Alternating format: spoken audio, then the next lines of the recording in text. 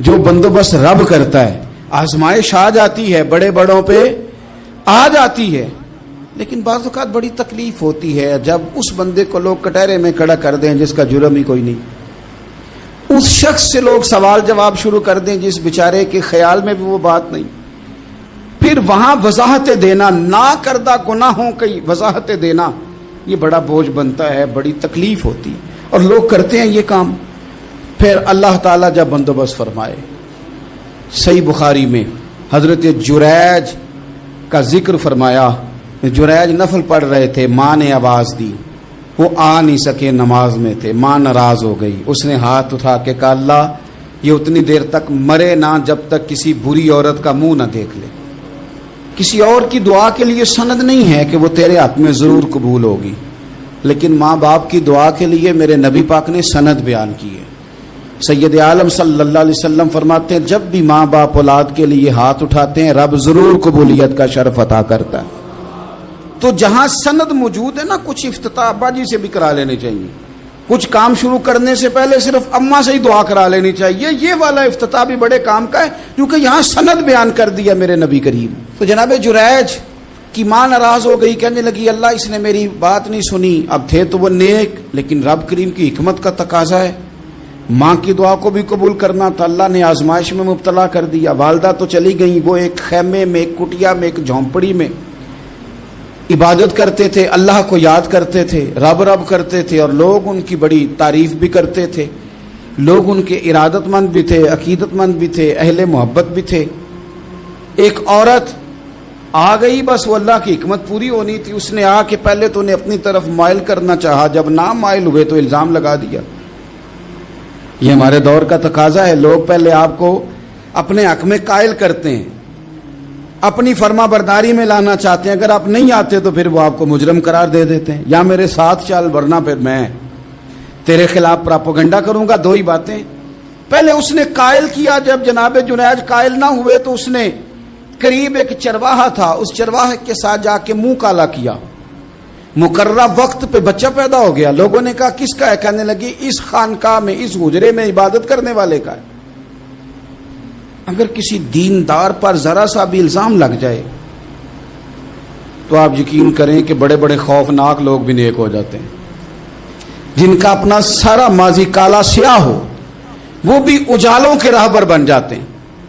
جن کی اپنی زبانیں ساری زندگی آلودہ رہی ہوں وہ بھی بڑے بڑے اعلیٰ سچ بولنے لگتے ہیں. اعلیٰ کچے میرے مکان کی دیوار کیا گری, لوگوں نے تو میرے صحن میں رستے ہی بنا لیے. بڑے لوگ آ جاتے ہیں, پھر بڑا کچھ کرتے ہیں اور بڑے بڑے خوفناک جملے کستے ہیں. بس کو نقطہ جو ہاتھ آ گیا, ایسے جیسے گرنے کا انتظار کر رہے تھے. اب جناب لوگ اٹھے, احتجاج شروع ہو گیا, شور پڑ گیا. یہ بابا بڑا نیک بنتا تھا, نفل پڑھتا تھا, عبادتیں کرتا تھا, دیکھو اس کا حال کیا ہے کہ اس نے ناجائز بچہ پیدا کیا. بغیر تحقیق کے میں کہہ چکا ہوں کہ الجھے الجھے بکھرے بکھرے روز و شب دیکھے گا کون, لوگ تیرا جرم دیکھیں گے, سبب دیکھے گا کون. لوگ تیرا جرم دیکھیں گے, سبب کوئی غور نہیں کرتا کہ وجہ کیا تھی. او بھائی کچھ تو مجبوریاں رہی ہوں گی, یوں ہی کوئی بے وفا نہیں ہوتا. الزام لگا دیا, شور ہوا, احتجاج ہوا, دنیا اکٹھی ہوئی, ان کا انہوں نے اجرا گرا دیا, مارا بھی, پیٹا بھی, ایک نیک آدمی کو بدنام بھی کیا, برا بھلا بھی کہا, گالیاں بھی دی, جو کر سکتے تھے کیا. اب جب سزا دینے لگے نا تو جناب جریج کہنے لگے تھوڑی سی اجازت دیتے ہو, مار تو تم نے دینا ہی ہے. کہا جناب ٹھیک ہے دیتے ہیں. انہوں نے کہا صرف 2 نفل پڑھنے ہیں. اب وہ نفل پڑھ رہے تھے تو لوگ اس وقت بھی کہہ رہے تھے فراڈ ہی کر رہا ہے, دھوکہ ہی دے رہا ہے. چونکہ ذہن بن گیا نا, بدگمانی آ گئی. انہوں نے 2 نفل پڑھ کے ہاتھ اٹھائے, کہا اللہ جانا تو میں نے ہے, پر اس رسوائی کے ساتھ جنازے تک نہیں خراب ہو جاتے, قبریں تک نہیں لوگ بدنام کر دیتے. کہ اللہ جانا تو ہے, پھر اس رسوائی کے ساتھ تو میری مدد فرما. اب تو میرا کیس تیری ہی عدالت میں ہے, تو رحمت کا دروازہ کھول. ہاتھ اٹھائے, دعا مانگی, نفل پڑھے, پورے مجمع پہ نظر دوڑائی, کوئی نہیں تھا سپورٹ کرنے والا. کل تک جو کہتے تھے نا تیرے لیے جیئیں گے, تیرے لیے مریں گے, ساری عمر ہی آٹا گدا ہے. لکھاں کیتے نہیں پیڑے, اب وقت آیا ہی تے محمد بخشا کوئی نہیں ہو بیٹھا نیڑے، ایک بندہ بھی نہیں تھا، ووٹر سپورٹر ساتھ دینے والا کوئی نہیں تھا. تو جناب جنید بچے کی طرف اشارہ کر کے کہنے لگے کوئی نہیں بول رہا، تو ہی بول کے بتا دے تیرا باپ کون ہے، تو ہی بول کے بتا دے کون ہے. اللہ اکبر. میرا رب جب چاہے تو بچے بولتے ہیں، رب چاہے تو گونگے بولتے ہیں، رب جب چاہے تو پھر پتھر بھی بولتے ہیں. جب کہا نا تو ہی بتا تو بچہ بولا اور بول کے کہنے لگا میرا باپ جریج نہیں، میرا تو وہ ہے جو بکریاں چرانے والا ہے، وہ میرا باپ. جب رب کریم نے توفیق دی تو بچہ بول پڑا. جب رب بندوبست کرتا ہے کسی کی عزت کی حفاظت کا تو پھر کوئی اسے رسوا کر سکتا. یاد رکھنا جب رب محافظ ہو تو پھر لوگوں کا پراپوگنڈا وہاں کچھ کر سکتا. لوگ کئی دفعہ بڑا گہرا جال بنتے ہیں، سازش کا رنگ بڑا گہرا ہوتا ہے، عام سادے آدمی اس کو سمجھ نہیں پاتے، اس پراپوگنڈے کا حصہ ہو جاتے ہیں، انہیں پتہ ہی نہیں چلتا یہ بات دراصل کیا کی جا رہی ہے. یہ کتنی گہری حسد کی آگ ہے جس کو لوگ بغض کے ساتھ ہوا دے رہے ہیں، اپنی عداوت کے ساتھ اس کو زیادہ جلا رہے ہیں. حضرت سیدنا عائشہ صدیقہ رضی اللہ تعالیٰ عنہ بیان کرتی ہیں، اور لطف کی بات یہ بھی بخاری میں موجود ہے. میں نے جناب جنید کا قصہ عرض کیا تو بخاری سے، یہ عرض کر رہا ہوں تو بخاری سے. یہ واقعہ میں حضور کی امت کے کسی ولی کا بیان کرتا تو لوگوں نے کہنا تھا ہماری سمجھ میں ہی نہیں آتا. بعض لوگوں کا خیال ہے کہ داتا صاحب کی کرامت بھی نبی پاک کی بیان کریں. او خدا کے بندوں کو خیال کرو، داتا صاحب تو کئی سو سال بعد آئے ہیں، وہاں اگر کوئی کرامت ہوگی تو حضور بیان کریں گے. اگر نبی کریم نے پچھلے بنی اسرائیل کے ولیوں کی کرامتیں بیان کر کے تمہیں بتائی ہیں تو اس کا معنی یہ ہے کہ اگر وہاں اللہ یہ شان عطا کر سکتا ہے تو تم تو امتوں کی سردار امت ہو، ان پر تو نیرا فضل ہے، تم پر تو رب کا فضل کبیر ہے. تو بس لوگ سمجھنے کو تیار نہیں، پچھلوں کی مان لیتے ہیں. جناب آصف بن برخیہ کی کرامت جو سورہ نمل میں آئی وہ تو مانیں گے، پر غوث پاک کی کرامت یہ پتہ نہیں عجیب فلسفہ ہے، اور کس طرح کا فلسفہ ہے یہ سمجھ سے بالاتار ہے کہ بنی اسرائیل کا کوئی ولی ہو تو اس کی کرامت ہو سکتی ہے اور نبی پاک کی امت کا ہو تو اس کی ہو ہی نہیں سکتی. کیا معنی ہے اس بات کا؟ اور لوگ ہیں کہ داد و تحسین دے رہے ہیں، واہ واہ کر رہے ہیں. اللہ تعالیٰ سمجھنے کی توفیق عطا فرمائے. حضرت عائشہ صدیقہ رضی اللہ تعالیٰ عنہ فرماتی ہیں ایک عورت تھی اور اسے نبی پاک صلی اللہ تعالیٰ علیہ وسلم نے وہ کلمہ پڑھ کے مسلمان ہوئی، مدینہ طیبہ آ گئی تو حضور نے مسجد نبوی شریف میں اس کے لیے مکان، ایک سادہ سا کمرہ ساتھ مسجد کے بنوا دیا، وہیں رہنے لگی. اکثر وہ سیدہ طیبہ کے پاس آتی تو حضرت عائشہ صدیقہ رضی اللہ تعالیٰ عنہ فرماتی ہیں وہ بڑی باتیں سناتی اور آخر میں کہتی وہ ہار والا دن بھی بڑا عجیب دن تھا اور میرے رب کی قدرتوں کا دن تھا، وہ بھی بڑا عجیب دن تھا. سیدہ عائشہ صدیقہ رضی اللہ تعالیٰ عنہ ایک دن فرمانے لگی کہ تو ہار والے دن کا بڑا ذکر کرتی ہے، وہ کیا دن تھا؟ تو خاتون کہنے لگی اماں جی وہ دن تھا جب میرے رب پر بھروسہ اور مضبوط ہو گیا، جس دن میرا اپنے رب پر توکل اور بڑھا، میرے ایمان میں یقین میں اور پختگی آئی. کہنے لگی میں ایک گھر کی کنیز تھی، نوکرانی تھی، اس گھر میں ایک بچی تھی جس کے پاس سونے چاندی ہیرے جواہرات کا ہار تھا. اس زمانے میں نا چمڑے کے اوپر لوگ ہیرے جواہرات لگاتے تھے، کئی دفعہ سرخ رنگ کے چمڑے پہ لگائے جاتے تھے. وہ بچی پہنتی تھی تو کہتی ہوں بچی کے اس نے اتار کے رکھا یا اس سے گرا وہ ہار تو چیل اسے اٹھا کے لے گئی گوشت سمجھ کے اور میرے سامنے اٹھا کے لے گئی. گھر والوں نے مجھ سے پوچھا، یہ بخاری میں موجود ہے، گھر والوں نے پوچھا مجھ سے کہ وہ ہار کہاں ہے تو میں نے کہا چیل اٹھا کے لے گئی. گھر میں کچھ چوری ہو جائے تو سب سے پہلا الزام کس پہ لگتا ہے؟ ملازمین پہ. کہتے انہوں نے مجھے بڑا مارا، بڑی تکلیف تھی، حتیٰ کہ میری شرمگاہ تک کی تلاشی لی، میری عزت اتنی خراب کی میں بتا نہیں سکتی. میں نے اپنی زندگی میں ایک واقعہ دیکھا، ایک امیر گھر میں چوری ہو گئی، ملازم کو اتنا مارا کہ وہ چارپائی پہ پڑ گیا. پولیس والوں سے اتنی مار پروائی گئی کہ وہ بیچارہ چارپائی پہ پڑ گیا اور پھر وہ اتنا بیمار ہوا اور کچھ دنوں کے بعد پتہ چل گیا کہ چور تو اپنا بیٹا ہے ان کا. پھر اس کا انتقال ہو گیا. اب وہ سیٹھ صاحب اور گھر والے آ کے نا مرنے والے کے کان میں معافیاں مانگ رہے ہیں، کان میں. تو میں نے ان سے پھر کہا تھا کہ یہ تو اب چلا گیا ہے، تمہارا زور چلتا تھا نا، تو تم نے قانون خریدا اور تم نے اسے جتنا ہو سکا تم نے اسے مار پڑوائی، تمہارے پاس جو عدالتیں تھیں تم نے وہاں کارروائی کی، اب ایک عدالت قیامت کے دن لگے گی۔ یہ کمزور تھا نا، کچھ کر نہیں سکا۔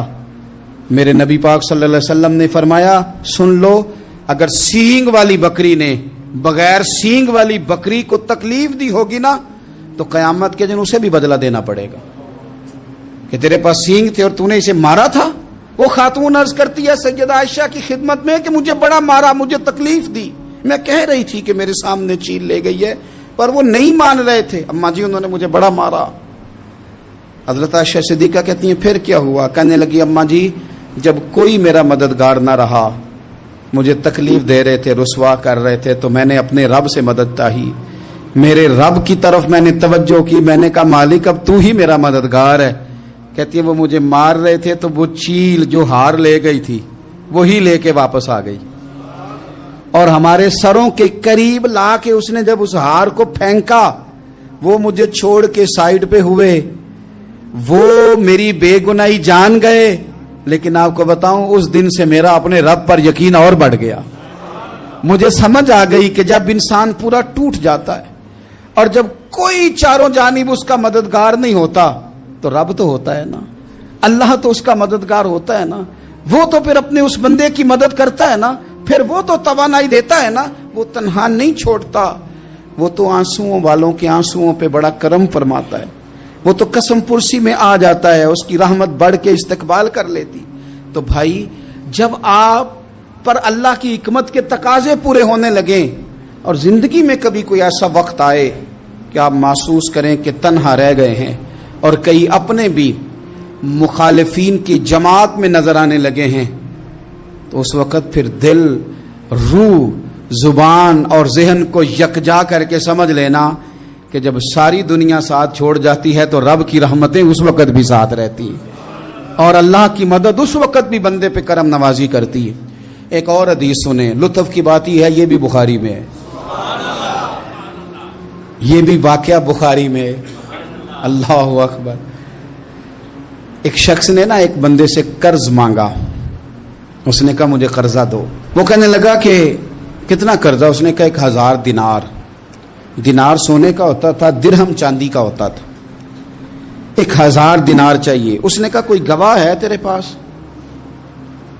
غریب کا گواہ بھی کوئی نہیں بنتا، کبھی الجھ جائے نا کو بندہ تو کئی اپنے بھی کہہ دیتے ہیں کہ ہم اس کے قول فعل کے ذمہ دار نہیں ہیں۔ ایک غریب آدمی کو قرض کی ضرورت پڑ گئی، 1000 دینار چاہیے۔ میں کہہ چکا ہوں کہ درہم چاندی کا ہوتا تھا، دینار سونے کا، اب 1000 دینار لینا ہے۔ تو جس بندے سے اس نے کہا، اگرچہ وہ نیک بندہ تھا، اس نے کہا یار 1000 دینار دے دو، تو کہنے لگا کوئی گواہ ہے تیرے پاس؟ وہ کہنے لگا غریبوں کا گواہ کون ہوتا ہے؟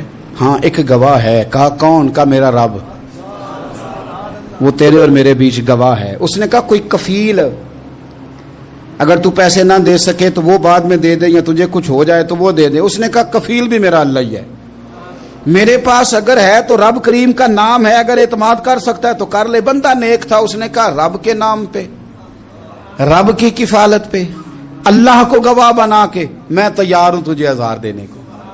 اس نے 1000 دینار دے دیا، وقت واپسی کا طے ہو گیا، وہ چلا گیا پیسے لے کے۔ اس نے پوری محنت کی کہ میں نے وقت پہ پیسے لوٹانے، پوری محنت بھی کر لی، اللہ نے مدد بھی کر دی، پیسے بھی اس تاریخ کو اسے مل گئے۔ بعد لوگوں کا تو لوٹانے کا دل ہی نہیں نہ ہوتا۔ فرمایا حدیث پاک میں کہ تو لوٹانے کا ارادہ کر، رب تیری مدد بھی فرمائے گا۔ لیکن یہاں بہت سارے لوگ کہتے ہیں خیر ہے، ارادہ ہی نہیں، تو پھر جس طرح کا بندے کا گمان ہو رب بھی اسی طرح کا معاملہ فرماتا ہے۔ اس نے پیسے جمع بھی کر لیے اور واپس دینے کو تیار بھی ہو گیا، لیکن رستہ بحری جہاز کا تھا، کشتی کا تھا، دریا کے رستے واپس آنا تھا۔ اب وہ جب آ گیا دریا کے کنارے تو بڑی کوشش کی، پر وہاں اسے کوئی کشتی نہیں ملی۔ وقت پہ پیسے لوٹانے ہیں، سفر کرنا ہے، اب سواری میسر نہیں ہے۔ سوچ سوچ کے پریشان تھا کہ میں نے تو اللہ کے نام پہ لیے۔ اچانک دل میں ایک تجویز آئی، اس نے ایک لکڑی لی، لکڑی کو اندر سے کھولا، 1000 دینار اس میں بھرا۔ بخاری پڑھ رہا ہوں۔ اور ساتھ ایک خط بھی لکھا کہ یار میں پیسے پہنچانا چاہتا تھا پر مجھے کوئی چیز نہیں ملی دریا کے اس پار آنے، اللہ کے نام پر تیری طرف روانہ کر رہا ہوں. اور یہ کہہ کہ وہ لکڑی دریا میں رکھ دی. وہ لکڑی ڈوب گئی ہے، واپس آ گیا. وہ جس نے پیسے لینے تھے وہ عین مقررہ وقت پر دریا کنارے آیا. صبح سے سرے شام تک اس نے انتظار کیا. دل ڈھلنے لگا تو دل میں خیال آ گیا کہ یار نہیں، اس نے دینے ہی نہیں، جھوٹا وعدہ کر گیا، پہنچا ہی نہیں وقت پہ. اب جب واپس لوٹنے لگا تو اچانک دریا میں ایک لکڑی تیرتی ہوئی دکھائی دی. کہنے لگا لے جاتا ہوں، شام کو روٹیاں پکانے کے کام آئے گی، ایندھن بنا کے جلا لوں گا، ہنڈیا پک جائے گی. لکڑی اٹھا کے جلانے کے لیے گھر لایا. گمان تھا کہ وہ نہیں آیا وعدہ کر کے، اللہ کو کفیل اور وکیل بنا کے اور گواہ بنا کے پھر بھی نہیں آیا.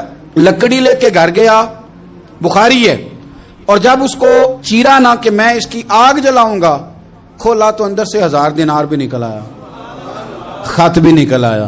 اب ذرا سمجھنا، اس کے دل میں بات کس نے ڈالی کہ تو لکڑی میں پیسے ڈال دے؟ اللہ نے. اس بندے کو مقررہ وقت پہ کنارے بھیجا کس نے؟ لکڑی صرف اسی کے ہاتھ آئی تو یہ بندوبست کیا کس نے؟ اللہ نے. گھر جا کے چیری تو پیسے بحفاظت اس تک پہنچائے کس نے؟ تو پھر ہمیں بھی توجہ اللہ کی جانب ہی کرنی چاہیے. ہمارے پہ دل کی توجہ رب کی طرف ہی ہونی چاہیے نا. ہمیں ادھر ادھر جانے کی، دیکھنے کی، بندوں پر غور کرنے کی ضرورت کیا ہے؟ وہ پیسے پہنچ گئے، یہ وہاں اپنی جگہ پہ پریشان تھا. اس نے 1000 دینار اور جمع کیا. پھر دوبارہ ایک دن دریا کنارے آیا، کشتی مل گئی، بیٹھ کے اپنے اس بھائی کے پاس آیا. کہنے لگا دیکھنا مجھ پر بدگمان نہ ہونا، پیسے اس تاریخ کو بھی جمع کر لیے تھے، دریا پہ آیا تھا پر کشتی نہیں ملی تھی. پھر میں نے نا لکڑی میں ڈال کے خط ڈال کے تیری طرف بھیج بھی دیے تھے، لیکن آج میں پھر لے کے آ گیا ہوں. وہ کہنے لگا خوش ہو جا، جس رب کو تو نے میرا اور اپنا گواہ بنایا تھا اس رب نے میرے تک پہنچا بھی دیے ہیں. جب لوگ اللہ کو گواہ بناتے ہیں، رب کی جانب اپنی توجہ کرتے ہیں، اپنی چاہتوں، خواہشات اور اپنی ساری چٹھیاں اپنے رب کریم کی رحمت کی طرف روانہ کرتے ہیں، پھر اللہ اپنے بندوں کو مایوس نہیں کرتا. اللہ اپنے بندوں کو نواز دیتا ہے. اللہ تبارک و تعالیٰ اپنے بندوں پہ کرم نوازی کرتا. او سنگیو، ساری امیدیں سیٹھوں، نوابوں، دنیا داروں سے کیوں وابستہ کرتے ہو؟ ساری توجہات کا مرکز کیوں ان لوگوں کو بناتے ہو جو تمہیں دنیا میں مضبوط نظر آتے ہیں؟ اپنی توجہات کا مرکز اپنے خدا کو بنائیے، اپنے مالک کی جانب اپنی ساری خواہشات کا رخ پھیر دیجیے، اپنی توجہات اپنے رب کی جانب کر لیجیے. وہ اپنے بندوں پہ بڑی کرم نوازی فرماتا ہے.